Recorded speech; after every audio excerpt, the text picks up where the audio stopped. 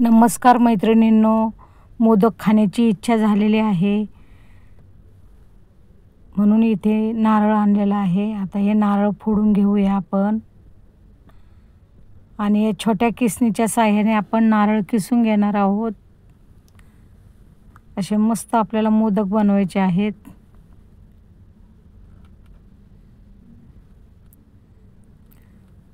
खोबरं किसून झालेलं आहे.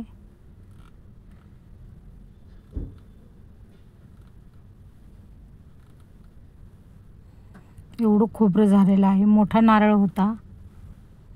किती मोठं खोबरं झालेलं आहे किसून. आता कढई ठेवलेली आहे, त्यामध्ये आपण तूप टाकून घेऊया.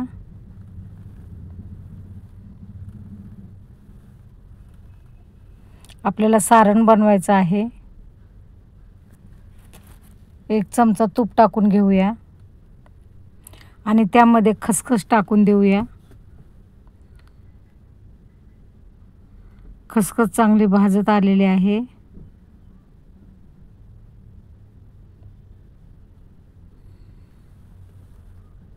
आता गूळ टाकून देऊया.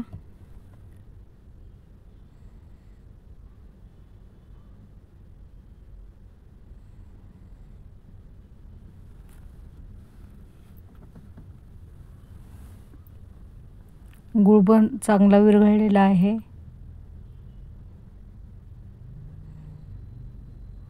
मस्त स्मेल सुटलेला आहे. आता खोबरं टाकून देऊया.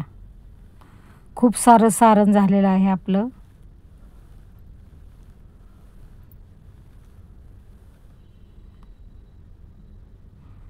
तर सारण थंड होईपर्यंत आपण उकड काढण्यासाठी घेणार आहोत.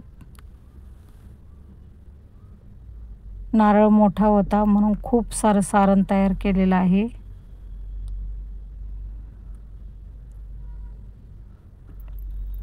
आता उकड काढण्यासाठी इथे पातेले ठेवलेलं आहे. आता ही आंबे मोहराची पीठ आहे, आंबे मोहराचं. आता इथे 1 वाटी दूध, 3 वाट्या पाणी असं आपण मिश्रण करणार आहोत.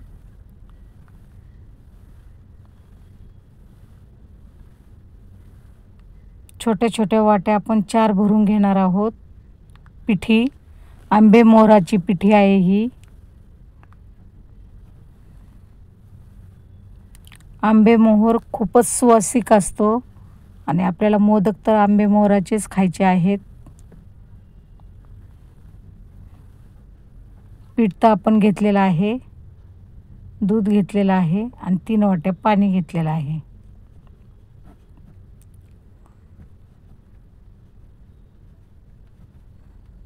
तर प्रथमतः आपण 1 वाटी दूध टाकून दिलेलं आहे.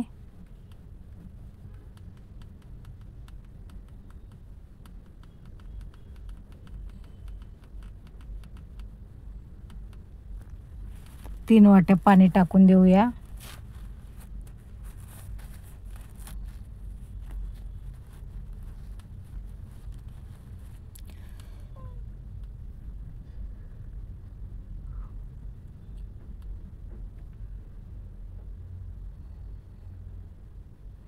खूपच छान लागतात उकडीचे मोदक.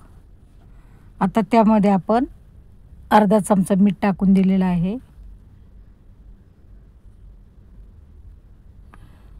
आता 1 चमचा तूप टाकून देऊया, म्हणजे आपलं मोदक एकदम मस्त स्मूथ लागतील.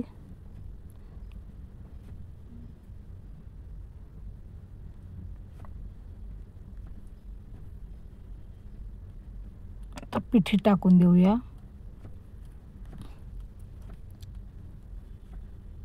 आणि लगेचच पिठी झाल्याच्या नंतर मी मोदक बनवलेले आहेत.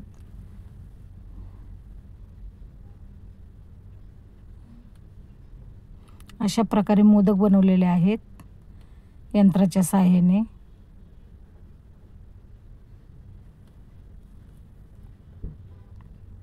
आता उकडण्यासाठी ठेवूया. झाकण ठेवून देऊया. 10 ते 15 मिनिटे झालेली आहेत.